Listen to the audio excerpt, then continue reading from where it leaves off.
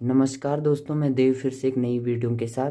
दोस्तों, जो आज हमारा पुलिस कांस्टेबल का पेपर हुआ था, उसका मैं रीजनिंग पार्ट को सॉल्व करवा रहा हूँ आप लोगों को। ठीक है, तो आप चेक कर लेना कि आपके कितने सही है और कितने कमेंट में बता देना। ठीक है, कि कितने सही है और कितने गलत है। तो जो भी आज 18 तारीख को जिसने पेपर दिया ये पुलिस कांस्टेबल का, ठीक है, तो उसका मैं आपको रीजनिंग पार्ट पूरा सॉल्व करवा रहा हूँ यहाँ पे। तो बता देना कमेंट करके कि किसके कितने सही गए इसमें, ठीक है, और किसके कितने गलत हैं। ठीक है, तो जिस जो आंसर बुकलेट है, सी था होगा जिसके पास बुकलेट, तो उसका मैं यहाँ पे सॉल्व करवा रहा हूँ। जो 21 क्वेश्चन है यहाँ पे।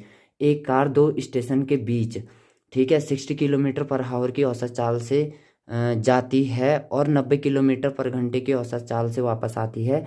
पूरी यात्रा के दौरान कार की औसत चाल क्या होगी। ठीक है, तो इस क्वेश्चन को मैं सॉल्व करा रहा हूँ। देखो, तो इसमें सॉल्व कैसे करना था, यहाँ पे देखो सबसे पहले कि यहाँ पे हमको दे रखा है टू भी, ये क्या बोलते हैं, V1 दे रखा है हमको 60 किलोमीटर पर आवर। ठीक है, क्योंकि ए से बी पॉइंट गई तो 60 किलोमीटर पर आवर की स्पीड से गई। ठीक है, ये और फिर वापस आए कितने की स्पीड से, 90 किलोमीटर पर आवर की। ठीक है, तो इसका आंसर सही होना था। V1 दे रखा था, V2 भी दे रखा था हमको 90 किलोमीटर पर आवर। ठीक है, तो इस पे फॉर्मूला लगना था एवरेज वेलोसिटी का। तो ये था 2V1 V2 upon V1 plus V2। तो इसमें 2 इंटू V1 प्लस V2 कितना, सॉरी V1 V2 90 इंटू 60 करना था, अपॉन ये हो जाना था 90 प्लस 60। ठीक, तो जब इसको मल्टीप्लाई करोगे तो 2 इंटू 9 6 54 अपॉन, और ये हो जाना था 150। ठीक है, तो जीरो से जीरो कट जाना था और ये हो जाना था 15 3 आ जाना था और ये 6 पूरा कट जाना था। ठीक है, तो बचा क्या मेरे पास, 2 इंटू 36, तो इक्वल टू हो जाना था 72 किलोमीटर पर आवर। तो जो इसका सही आंसर होना था इस क्वेश्चन का, ये होना था आपका 72 किलोमीटर पर आवर की स्पीड से, जो इसकी एवरेज वेलोसिटी आनी थी। फिर नेक्स्ट 22 नंबर का क्वेश्चन था कि नीचे दी गई सूचना के आधार पर निर्णय कीजिए कि 5 दोस्तों ABCD तथा ई में सबसे लंबा कौन है। ठीक है, तो इसको कैसे करना था, देखो, तो इसमें हमको दे रखा था D, A और C से लंबा है, यानी कि जो D है हमारा A और C से लंबा है। दोनों से लंबा कौन है, D है। मैंने एरो बना दिया कि D दोनों से लंबा है। ठीक, फिर बोल रहा है B जो है E से छोटा है लेकिन D से लंबा है। तो यानी कि D से लंबा है E और B से छोटा है ये B, ऐसा है। ठीक है, तो यानी कि सबसे लंबा कौन हुआ ऊपर की ओर, E वाला हुआ। तो इसका सही आंसर होना था D वाला। ठीक है, उसके बाद क्वेश्चन नंबर 23 है हमारा। ठीक है, कि जब एक समतल दर्पण में देखा जाता है तो एक घड़ी 8:30 का समय दिखाती है, तो सही समय क्या होगा। ठीक है, तो ये प्लेन मिरर का क्वेश्चन है, समतल दर्पण का है। तो इसमें सिंपल क्वेश्चन था कि इसमें करना क्या था, देखो, इसको करते हम, जो हमारा दे रखा है 8:30 का टाइम दे रखा है। ठीक है, अब ये हमको कैसे दिखेगा, हम इसको लेस कर देंगे 11:59 और 60 सेकंड से, इसको सब्ट्रैक्ट कर देंगे इसको। तो ये हम कैसे सब्ट्रैक्ट करेंगे, देखो, 8 और 30 को लिखेंगे हम 29, और 29 को चेंज कर 30 को 60 सेकंड इधर इधर डाल के मैंने 1 मिनट इधर ट्रांसफर कर दिया। ठीक है, तो इसको मैं अगर सब्ट्रैक्ट करूं तो 60 में से 60 को 60 में से 60 को किया लेस तो 0 हुआ। अगर 59 में से 29 को करोगे तो 30 आएगा, और यहाँ से इसको करोगे तो कितना आ जाएगा, 3। तो इसका जो 330 आना था, तो इसका जो आंसर आएगा 330 आएगा। ठीक है, तो इसका जो आंसर हो जाएगा बी वाला।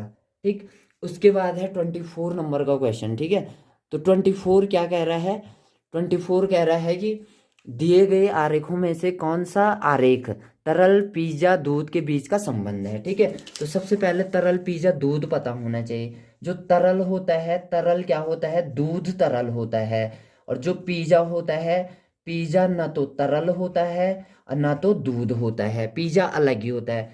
तो पिज्जा को अलग बनाना था। और तरल, तरल क्या होता है, सारे liquid part, all liquid part, मतलब जो भी तरल में आ गया हमारे दूध, पानी, ऑयल वगैरह सारे ये तरल होते हैं, तो दूध हमारा तरल के अंदर आ जाता। तो इसलिए इसका जो सही साइन होना था वो होना था चौथा वाला, जो कि इसका आंसर हो जाएगा डी। ठीक है। फिर 25 नंबर का क्वेश्चन है, बहुत अच्छा क्वेश्चन था ये भी, कि गायों और मुर्गियों के एक समूह में पैरों की संख्या, ठीक है, पैरों की संख्या सिरों की संख्या के 2 गुने से 14 अधिक है, तो गायों की संख्या कितनी होगी। तो इसमें सबसे पहले हमको समूह ग्रुप मानना था। ठीक है, तो मैंने मान दिया, जैसे गायों का जो गायों की समूह है, गायों की समूह को मानना था मैंने एक्स। ठीक, और मुर्गियों की समूह, मुर्गियों मुर्गियों की समूह, तो मुर्गियों की समूह हो जाना था वाई।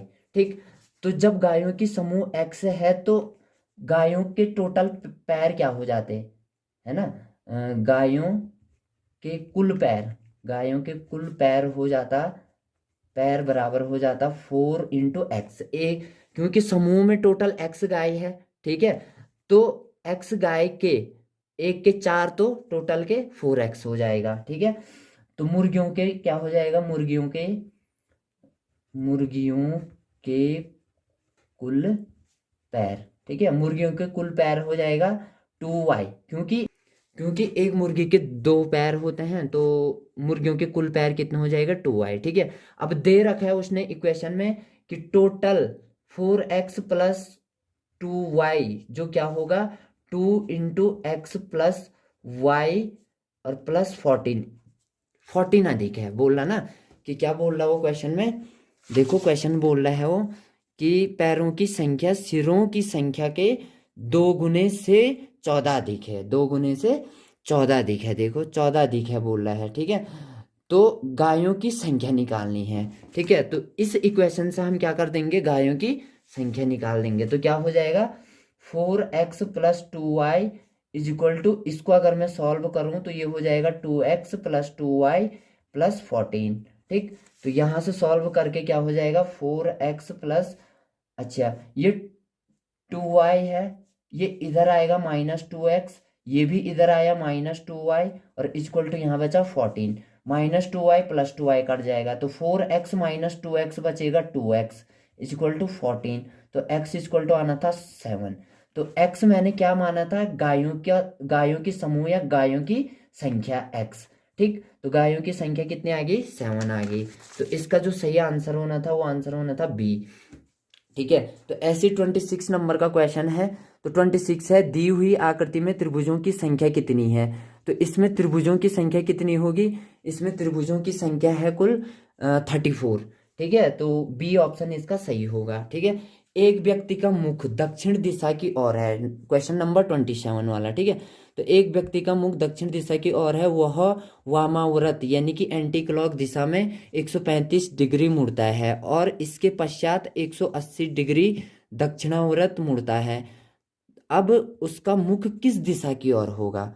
ठीक है, तो अब उसका मुख किस दिशा की ओर होगा, डी, इसका आंसर होगा डी, दक्षिण दिशा में। वो कैसे होगा मैं बताता हूँ, देखो कि एक यहाँ पे सबसे पहले डायरेक्शन का ज्ञान होना चाहिए हमको। ये साउथ होता है, ये नॉर्थ होता है, ये वेस्ट होता है, और ये ईस्ट होता है। ठीक है, अब यहाँ पे वो कह रहा है कि साउथ की ओर उसका क्या है, मुंह है, और यहाँ से एंटी क्लॉकवाइज घूमता है, और कितना घूमता है 135 डिग्री, कितना घूमा ये 135 डिग्री, और फिर कह रहा है कि क्लॉकवाइज घूमता है, और कितना घूमता है 180 डिग्री, तो 180 डिग्री यानी कि एक स्ट्रेट लाइन में इधर को आ जाएगा, है ना, तो ये 180 डिग्री फिर से पीछे घूमा। ठीक है, इधर को पीछे घूमा, यानी कि अब वो किस डायरेक्शन में है, इसके बीच वाले डायरेक्शन में, ये वाले में, तो कहाँ से कहाँ, साउथ से वेस्ट की ओर। ठीक है, तो साउथ से वेस्ट की ओर यानी कि लगा लो कहाँ से, दक्षिण से पश्चिम, ये वाला ऑप्शन। ठीक है, फिर 28 क्वेश्चन। ठीक है, तो जो मानव नेत्र किसी वस्तु का प्रतिबिंब बनाते हैं, तो मानव नेत्र किसी वस्तु का प्रतिबिंब कहाँ पर बनाते हैं, तो वो बनाते हैं दृष्टिपटल पर। ठीक है, तो अनुक्रम दे रखा है, एक 1/2, 3/4, 5/8, 7/16 में अगली कौन सी भिन्न होगी। देखो ऊपर से 2 2 का डिफरेंस है, 2 2 का डिफरेंस है, 7 के बाद 2 आएगा तो 9 आ जाएगा ऊपर, और नीचे क्या आ जाएगा डबल, 2 का डबल 4, 4 का डबल 8, 8 का डबल 16, 16 का डबल 32। तो इसलिए इसका आंसर हो जाएगा ए। फिर 30 क्वेश्चन है, यदि प्लस का अर्थ मल्टीप्लाई, मल्टीप्लाई का अर्थ माइनस, और डिवाइड का अर्थ प्लस, और माइनस का अर्थ डिवाइड, तो इसको करना कैसे था, ठीक है। तो सबसे इजी था ये भी करना। इसको करना कैसे था मैं बता रहा हूँ, देखो। इसको सबसे पहले जो ये डिजिट है, इन डिजिटों को एज इट इज लिखना था, जैसा था, ठीक है। एज इट इज जैसा था वैसे ही लिखना था, ठीक है। अभी देखो, तो जो ये 175 है इसको ऐसे ही लिखना था, ठीक। 25 को भी ऐसे ही लिखना था, 5 को अपने जगह पे ऐसे ही लिखो, 20 को भी लिखो, और 3 को भी लिखो, और 10 को भी लिखो। अब देखो किसके जगह पे क्या रखना है, माइनस के जगह क्या रखना है। देखो माइनस के जगह डिवाइड है, ठीक। फिर डिवाइड के जगह क्या रखना है, प्लस है, रख दो, ठीक। फिर प्लस के जगह क्या रखना है, तो प्लस के जगह ये प्लस के जगह मल्टीप्लाई, तो ये मल्टीप्लाई हो गया, ठीक है।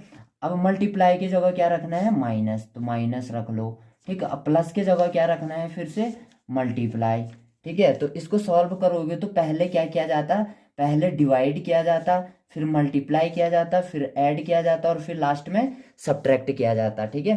तो यहाँ पे जब इसको करोगे तो इन दोनों को डिवाइड करके आना था, हाँ। तो जब इन दोनों को डिवाइड करोगे तो इसका आना था 7, 7 से डिवाइड होगा, ठीक। फिर आ जाएगा +5, फिर आ जाएगा 20, फिर -3, फिर 10, ठीक। फिर क्या हो जाएगा आगे, देखो। तो फिर होगा मल्टीप्लाई, तो ये 2 मल्टीप्लाई है, इन दोनों को मल्टीप्लाई करना था, तो क्या हो जाएगा 7 प्लस, और इन दोनों को मल्टीप्लाई किया तो 100 माइनस ये आ जाएगा 30, और ये आ जाएगा। फिर इसको क्या कर देना था, इन दोनों को ऐड करोगे, पहले क्या करोगे, ऐड। तो ये 107 आ जाएगा, -30 आ जाएगा, और जो कि आंसर बन जाएगा आपका 77, ठीक है। इसका आंसर हो जाना था ऑप्शन नंबर ए, 77, ठीक है। फिर 31 लास्ट क्वेश्चन है, निम्नलिखित में लुप्त संख्या निकालना था। तो देखो यहाँ पे ये क्वेश्चन मार्क है, इस पे देखना था हमने कि कौन सी संख्या आएगी, ये ऑप्शन थे, ठीक है। तो इसमें क्या करना था, इन दोनों को मल्टीप्लाई करना था, इधर अगल बगल वालों को, और बीच में लिखना था ऐड करके। देखो इन दोनों को मल्टीप्लाई करोगे, इन दोनों को मल्टीप्लाई करोगे, और जो भी आएगा दोनों को ऐड करके यहाँ पे लिखना था। वैसे ही यहाँ पे क्या आ जाएगा, 7 4 जा 28, और 9 5 जा 45, इन दोनों को ऐड करोगे तो बीच में लिखना था, जो कि इन दोनों को ऐड करके आना था 73, ठीक है।